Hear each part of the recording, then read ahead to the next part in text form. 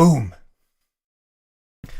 What is going on? Welcome to the stream. And just a heads up, today I'm really tired. So I'm not sure how the energy is going to be, but it's going to be an interesting stream because I figured I wanted to talk about a few things that has really helped me along this way, this path, this journey, this everything that we're on, right? And when people come and ask, what is the first thing that they could do? They normally ask about a book or a video or something they could use to kind of further expand their consciousness or further evolve their path. But there is two things that I've really seen to be the godfathers of everything that's happening. And that's what I want to talk to you about today. Superpowers! Two abilities that you have that might change your entire reality. You know, I love the brain. I love the mind. And the more I have studied the mind, the more I've seen that not everything was as I thought it was before I got started. Which, you know, kind of logical if you think about it, because I didn't know what I didn't know. And the more I do know, the more first of all, sometimes I get a little scared, and second, I get really just baffled by the power of the mind. And they are because of two concepts: neuroplasticity and neurogenesis. We're going to talk about these today, and I'm going to try to do as good of a job as I can explaining these things and make it as understandable as possible. Even if you have no idea what I'm talking about, you should see the thread going through it, because I've heard a lot of feedback with I'm talking in ways that they don't understand, and I'm trying to figure out how to navigate these things, because my kids know these things and they are 5 and 3 years old. So it's all how you communicate the concepts to each individual and where they are on their current path of consciousness, I guess. What do they know about what's possible? How eager are they to figure out what's possible? And do they want to put in the work? These things, they will basically just give you the shortcut, because when you are aware of something, you can navigate it a lot easier. So neuroplasticity means that your brain is capable of changing whenever you are in your life. Even if you're 60, 70, 90, 243 years old, your brain is able to change, because you can focus on one thing that is going to diminish another thing.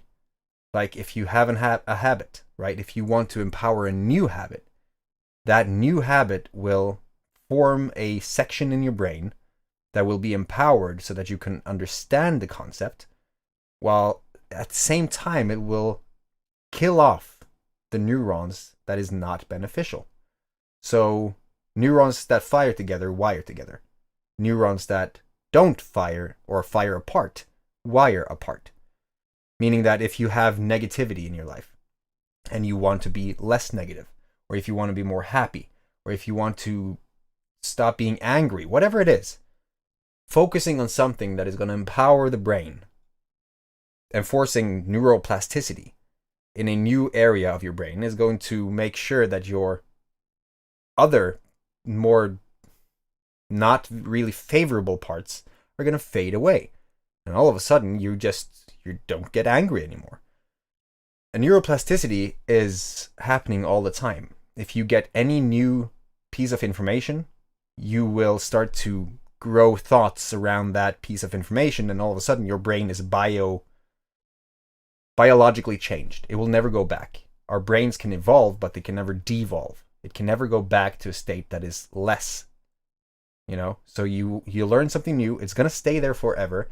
And depending on how much attention you're giving this new knowledge, the more it's going to grow.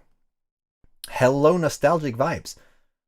Seeing people coming in at the stream every week, it touches my feels, man. The other one is neurogenesis, and it literally means the birth of new neurons.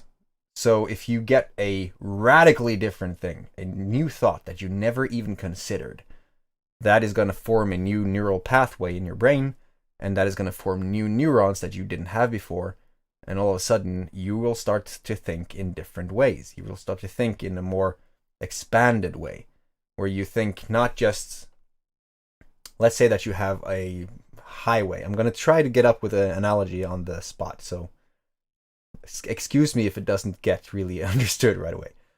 You have a highway, and you're just driving down the single lane, right? And let's just say that it's not even a highway yet. But the more things that you learn, the more lanes you get to the highway. And so all of a sudden, you see the same problem or the same thing that you're thinking about from several different angles. And you can kind of attack it from a lot of different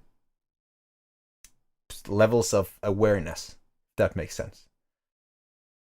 And just focusing on these things, these two things, like we're just 10 minutes into the stream, and I guess 5 minutes of those were just starting. These can change your entire life. So I actually made a little thing. Let's see how this works. This is the first time I've done this on the stream. So for those people who's just listening to this, I'm sorry that you were not able to see it.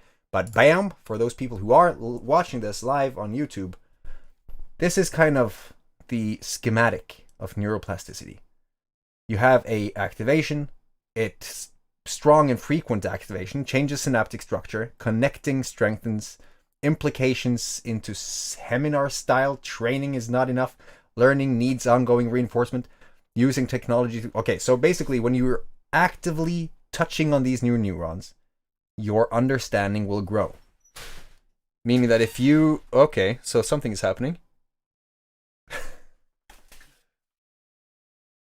Oh, in there. Eden. That language is going back and forth. So as long as you practice it, and you go back and forth into this is really, really, thank you.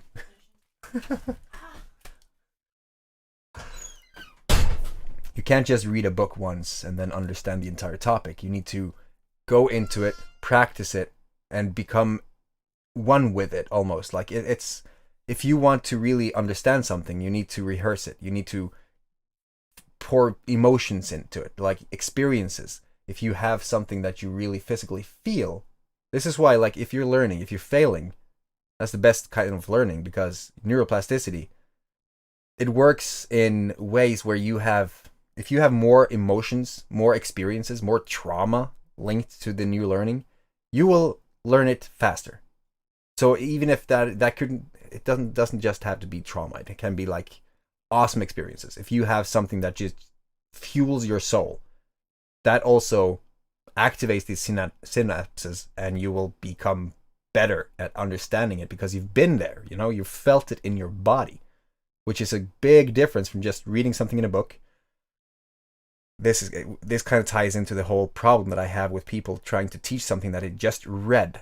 Someone goes to school, they learn something in school, that school tells them to do this in this situation, and so they just do that, but they don't really understand the situation because they haven't been in that situation, right?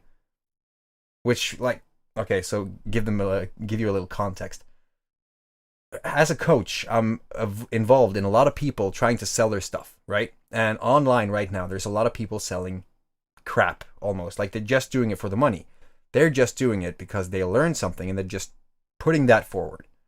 They have not learned it really well. They don't understand it sometimes. Of course, many do. But because they didn't go through it, they didn't feel it, they didn't experience the failure, they didn't experience the highs and the lows and the positive feedback loops and all of these things that will just empower the neurons even more.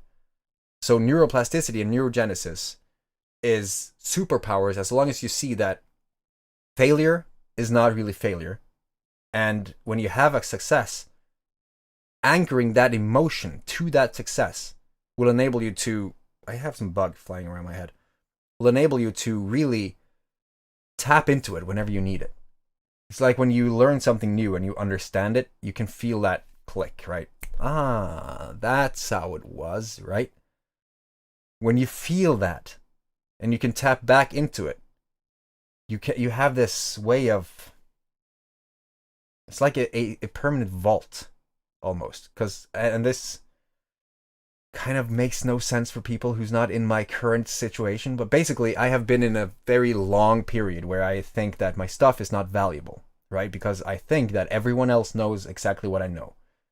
And when I write about things, I don't think about why I'm writing them. So the last few, I don't know, week, I've been trying to really pinpoint the fact that, or pinpoint the problem that I've been having. And I came back to neuroplasticity. I came back to seeing, where did I get this information? And what did I feel when I got this information? And what was I like before I got this information? And then seeing how that success journey, that path of learning these things, have been long. And it's been filled with highs and lows and dips and peaks and all that stuff. So it has really ingrained itself in my brain. And because I've been living it, it's kind of hard to see that it is actually something that I understand. And I think a lot of people might have this problem where they have something, they're good at it. It might be art or drawing or music or whatever it is. And people ask, how do you know this? And they just say, it's not hard, really. I just do this. Right? As if you're just born with this amazing talent.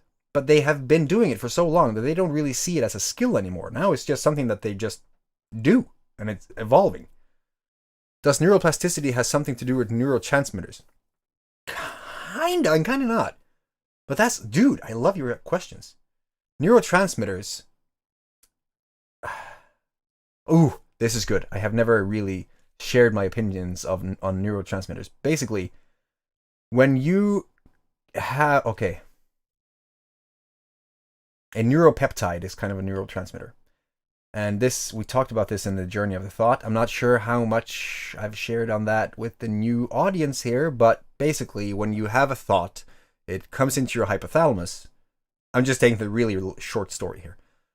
It will create something called a neuropeptide. A neuropeptide is like a key for a lock, and the lock is your cells, right? The neuropeptide is a neurotransmitter. It transmits neuron information, neurological information to your body, basically. So neurotransmitters is kind of these antenna that sends out information. And there are many of them. I think these are also the things that create DMT and these melatonin, serotonin, dopamine. All these things have a neurotransmitter that is creating these things. So neuroplasticity is the act, or the, yeah, isn't that the right word? The act of creating new neurons, while neurotransmitters are already like little factories creating these small information packets, if that makes sense. And because we have so many of them, so many different ones, I guess the whole, I'm not gonna try to say anything about what I'm just was about to say, because I'm not really understanding myself yet, but I'm gonna definitely dive into that. About the thing that I was about to say that I'm leaving you hanging on. Thank you for that, Nostalgic Vibes. But yeah, these things have enabled me to see habit hacking in a different light. Because as I grew and developed my mind, I saw that the one thing that have held me back a lot is habits. My excuse me. My habits kept me in just that normal day-to-day life, right? I came home from work, I watched some TV, I ate, I went to bed, I had a shower, whatever it is. I had very strict habits that I just went through every single day of my life. And because I didn't interrupt the pattern, nothing happened. And as soon as I saw how neuroplasticity and neurogenesis work, I saw that I have the power to change those habits. And when I changed the habits, I changed the life. Because habits are also thought influenced, right? If you have a thought, we have 70,000 thoughts during a day, and 95% just gets carried over. Those are habitual, right? We just think the same thing. I wonder how I'm going to make it next month. Need to do this for the car. Something like categories that we just keep on going through. And we don't really realize because it's subconscious. We don't have an idea that we are doing these things that might not really sabotage us directly, but if we have some dream, right? Let's talk about those people who just wants to win the lottery. They say that I hope that I win the lottery sometime. Well, you're not going to do that if you don't do, or yes, you might. But the lottery is not really a thing that is going to be accessible for everyone, right? You can't just figure out, today I'm going to wake up and I'm going to win the lottery. But you could create something that is almost the same thing as the lottery, right? Create something that is going to ensure that you have the freedom that a lottery win would do. Because when you have the power to create a outcome that will be significant enough to be kind of what I'm trying to go around a word here that I have forgotten. Resemble. I think it is resembles the lottery. Then it's science. It's just you putting in the work, right? It's you breaking the habits that you're in to create something that you want in order to create the same results as a lottery would. I like to seek novelty, not sticking or going through the same routine for the rest of my life. Exactly. Because you can't repeat the same day, week, month, year, and just call that a life. Right? But, on the lottery, did you know that most people who win the lottery will be worse off after they have spent all the money? Simply because that lottery came at a time where they were in some habitual state. They were doing something that was very habitual, right? They were not doing anything different. They just had that one thing that could provide an outcome that was completely different from what they already have. This goes back to the whole rubber band effect again. If you have your life as is right now and you win, let's say, $10 million, and all of a sudden your rubber band is like, right? You had no time to prepare for what happened. And then you try to spend that money in the same mentality that you were in when you didn't have the money. And all of a sudden you feel like you don't deserve the money. And you feel like you have to do something something outrageous with money, like buying a yacht or doing all these crazy things, and then all of a sudden you are worse off. Maybe you bought a car that cost more in a month than your house did in a year, and whatever it is. Well, if you create the habits to get to that outcome, to get more money, whatever it is, then you have built it gradually, right? You have sought these new states of mind, these new ways of living, these new states of consciousness, knowing that, okay, if you do this, you're going to get that, and you are deserving of the things that is going to come from that. So I'm talking right now, I'm talking from perspective of if you are creating something online, right? And I'm going to take myself as an example, because there are people making more money in a day online than most people make in a year. There's a reason for that. They have been training for that, right?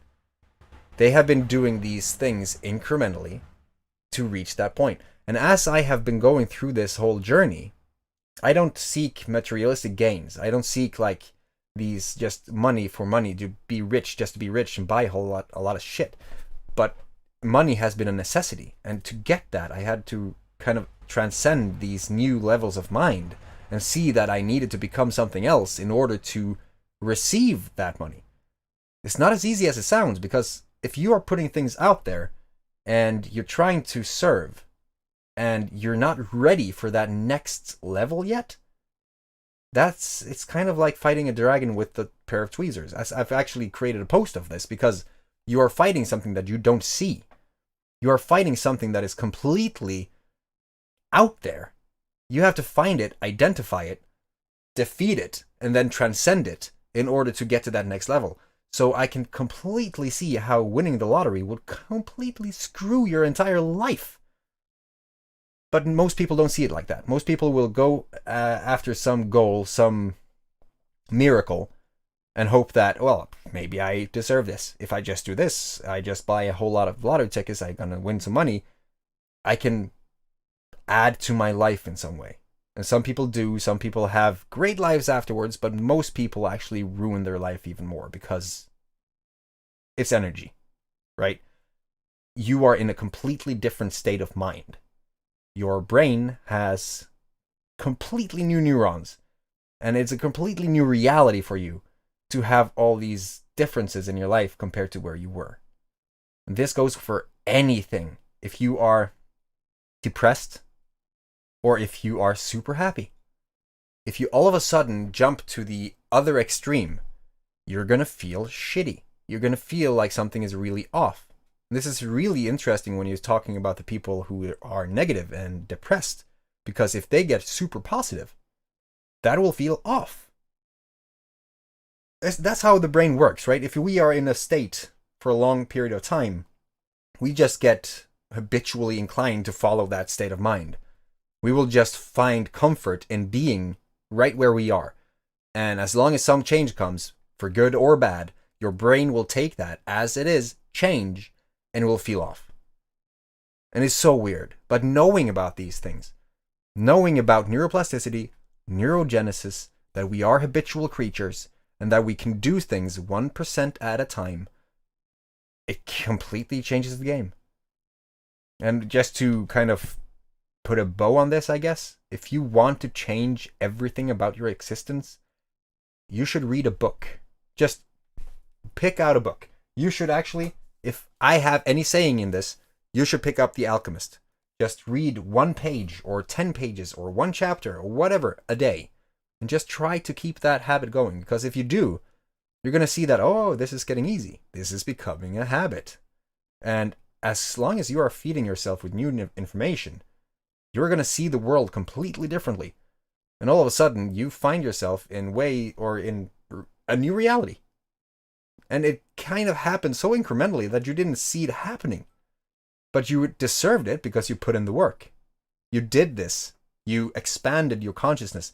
You went on the journey. You took a step, and then another step, and then another step. It wasn't like, bam! There you go. Spiritual awakening. Energy, frequency, vibration. Oh, yes. I'm going to have I want to create a playlist, a complete topic or a series on energy, because it's everything. And so many people who haven't read up on energy is going to see this video right now and think, oh no, it's one of these again. When I started, I had a few talks with people. I talked to, well, let's just say spiritual people. And I was not spiritual at all. I was actually a guy stuck in my habitual existence, trying to just toss fuel on a fire wherever I could, when people had different thoughts and opinions to me. So I talked to people, and they brought up energy. And I was like, energy? What the hell? Are you completely lost? Don't you see? Blah, blah, blah, blah, blah, blah. Well, energy now is everything for me. Frequency, vibration. Like, because I got into the physics, the science of what we are, and how we produce energy, and how heat is energy, and how this is energy, and how everything around us is energy. In some form, everything is energy, right? Everything vibrates on a different frequency, and all of a sudden, you're seeing this thing, and you can interact with it. Like, I don't know how many people have tried this, but just to bring that home, if you go out on your lawn, barefoot, put a voltmeter in the ground, and then hold the other end to your thumb, you're going to see that you're actually conducting energy. Literally, on the numbers. So we are a part of something infinitely bigger, and I'm going to have to figure out a way to really get into all that. Alan Watts. Yes, dude. Nostalgic vibes. I like that you came into this. But guys, normally I speak for an hour. And they go pretty fluently. They go pretty like, just an hour flies past. But today, it's been hot in Norway. And when people are hot in Norway, especially me, I get these, it's weird. It's like my body is just draining in the heat. And I have to try to climb my way back up. It's been hot here for a week. I'm not complaining. It's good. But my energy is really seeing the effects of that. And I have 2 kids at home who needs, well, engagement. Let's say it like that. So let's just do this last part. Let's take a few minutes as a question, a Q&A. Does neuroplasticity have something to do with quantum mechanics? Yes, I would say it has everything to do with quantum mechanics. Quantum, like, and this is very interesting. Quantum mechanics and quantum physics and all that stuff. Because when I share anything about quantum, there are different ways that people are reacting to that. Some people will say that I'm a cult leader. some people will say like, okay, your limited mind cannot understand the concepts of quantum mechanics. I studied a lot of Einstein and Niels Bohr and all these things. Like currently I'm reading a book called The Universe Speaks in Numbers, and it's all about how we got to the point of understanding quantum mechanics, or how we got through the scientists, and how each scientist kind of builds on the knowledge of the first or the last, and how we got to the point, right? Because quantum physics have completely changed my life. And yes, I would say neuroplasticity and neurogenesis is combined or connected to quantum mechanics in some way that I cannot explain exactly right now in the scientific proper form. But think about this. If you don't know anything about quantum mechanics, right, or quantum physics, or epigenetics, or anything other than what you currently know, then you learning these things enables you to see these things, enables you to feel and experience these things. And because quantum physics is basically everything is in motion, and you putting out energy and interacting with this energy, and basically just finding that you are the energy that is fueling the earth, then all of a sudden you are tapping into it. But you couldn't do that before you understood quantum or neuroplasticity and neurogenesis.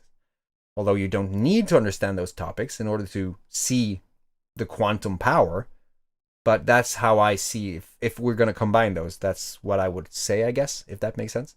Because my kids, my 5-year-old son and my 3-year-old daughter, is doing Wim Hof techniques and visualizing and really going in there and understanding that they're a lot more than just a 3-year-old daughter and a 5-year-old son. They know that they are infinite beings, and they are tapping into it. Although there is a lot going back and forth on that, because they are 5 and 3, but I've seen some amazing things happening with these developing minds, and they're just doing what they're seeing. So I'm going to have a video, a stream, a presentation, something about how the mind of a child can be honed and developed, not because you want it to be honed and developed, but because you have the power to influence them in a way that they find it themselves, and they make the decision themselves to get into these things because it resonates with who they are, which is amazing. It's completely mind-boggling. Climate change, nostalgic vibes. There's a lot of things on climate change that I want to delve into more, because I want to have a lot more information before I speak out about this. But we're talking about climate change as humans are fucking up the climate, right? To some degree, I agree. Although we are doing things that is so much worse, if that makes. Let me try to figure out how to say this. Coming at me like with these curveballs. I saw Seaspiracy a few days ago, and it's an act. It's something that we are actively doing that is fucking up our current reality.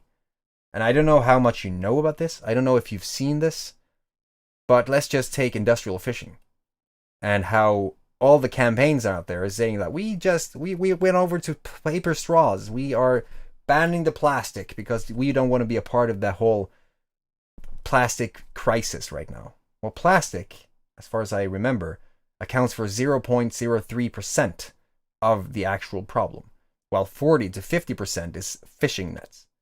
And we are fishing, we are overfishing, we are fishing the wrong things, we are killing off the ecosystem. And we are killing off the top of the food chains all over the place. And when we're doing that, the level of beneath the top of the food chain will start to eat its way down, and there's nothing to control that from top. And all of a sudden you have this complete destruction of the entire chain, which is going to involve the whole climate, right? We're fucking up the system that is keeping the climate working. Because we are energy, or oxygen. It comes from our rainforests and our oceans, right? The algae and the whole things, everything that is producing oxygen. And our oceans are huge players in that game. And we're killing it off. Ensuring that the whole natural order that has been going on for eons is being fucked up. but it's being fucked up by means that is not being shared in mainstream media, because, of course, they didn't want to do that. We're doing these things to build more cheap things for IKEA, chopping down these forests all over the place.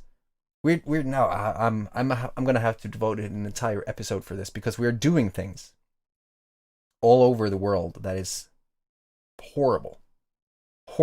And looking at this in a timeline, after we got into the whole agricultural revolution and the industrial revolution, which is just the second agricultural revolution, we are doing things on a scale that is breathtaking. It is baffling. And I think I shared this in another video, and I'm still not sure if it's terajoules, but let's say that it is terajoules, just to say something. Every piece of the plant life on planet Earth requires 3 million something terajoules every day to run, right? From the sun. Now, every single piece of whatever humanity has been creating only requires 500 terajoules. Still, we are focusing on ruining everything for the fossil fuels, because, of course, profits. And these are things that we have to be cautious about sharing online because of the whole censorship and shit. It's hard these days to kind of share your opinions on things that has some implication on the bigger game. Money and power, yeah, cigarettes too. Fucking pharmaceutical companies. See, I want to delve into these things on the streams, but I'm trying to figure out how to do that without ruining everything that I'm trying to build up. Right? It's a challenge. It really is a challenge. Russell Brand says, join my newsletter, because that's going to be the only way that I can communicate with you guys. And I think I'm going to have to start doing the same thing, because we are heading towards something that is going to change the entire field. And those are things that I haven't even shared really on stream yet, because I don't know how to communicate that without the algorithm picking that up and doing stuff. We already see people getting shadow banned. We see people getting taken down on bullshit claims for months just to kind of try to keep it back, right? Try to keep real information from the people. And it's horrible, but it's happening. There's a deer outside. Right outside my window. But yeah, I have a lot of things that I want to share, and I just have to figure out how to share it, because the education system is horrible. I mean, it's going down the shitter. We are basically leaving the whole creative part of the brain dead for a lot of children, especially now that we're using the iPad as educational tools. I don't know what they're doing with that. I just heard the stories. I'm about to put my son into school and seeing what they're doing, and who knows, maybe he's gonna homeschool. I have no idea. But the educational system, the lack of knowledge of what humans are able to do, neuroplasticity and neurogenesis just being one, meditation, astral projection, all these things that people just vote off as woo-woo and humbug and magic because that's what they've been told. Because they don't know anything else. They haven't tried it. Everyone else is saying that this is just something to be considered as alternative and not to be trusted.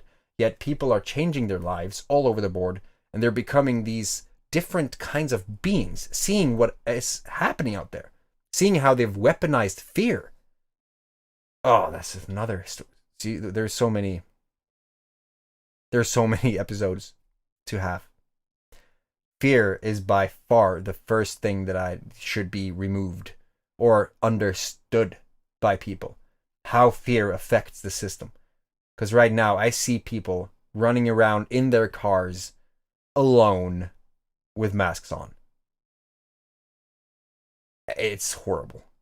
And now, without going really into this, you see that the solution was not really a solution. People are still dying and stuff is just escalating. As if anything has happened. The people are just following and doing what they're told. And you're sitting there just seeing this, not understanding how it's possible. But it's because they don't know. You cannot know what you cannot know. You cannot know what you don't know. So I guess there's a whole lot of things to talk about and trying to figure out how to talk about that in the best way possible for sustainability and trying to keep this ongoing and running. It's going to be interesting. But before I log off, we're living in a world of offense. Yes, we're living in a war. Literally, light against dark. It's some people would probably see this as, oh no, it's a conspiracy. Like, but think about this: the whole marketing, the whole social media, the whole everything that's going on right now. Some people are saying one thing, other people are saying another. Some people are trying to really get their points across while being silenced. Other people are just doing whatever they have done and just throwing their budgets into these marketing campaigns, boosting up these things to make sure that people know what information to trust and all that stuff. Sometimes you shouldn't trust all the information that is out there. It's not that long ago that Lucky Strike was being promoted by 8 out of 10 doctors. So we have a lot to talk about. But with that, I'm also going to leave you with a cliffhanger. I'm involved in something huge. I can't share a whole lot about it right now, and it's also because I've been burned so many times by these things where I've gone into something, they hyped it up, it was not what they made it out to be, and it fell to the ground. Well, this thing, there's a reason that I want to keep it close a little longer, because it's potentially globally shifting. Like, it's going to solve a global problem. And as that happens, we're going to be able to do things that we were not able to do before. And because of that, times are changing. We are heading into a very, very, very interesting future. And I have no idea where it's going, but I'm living in the now.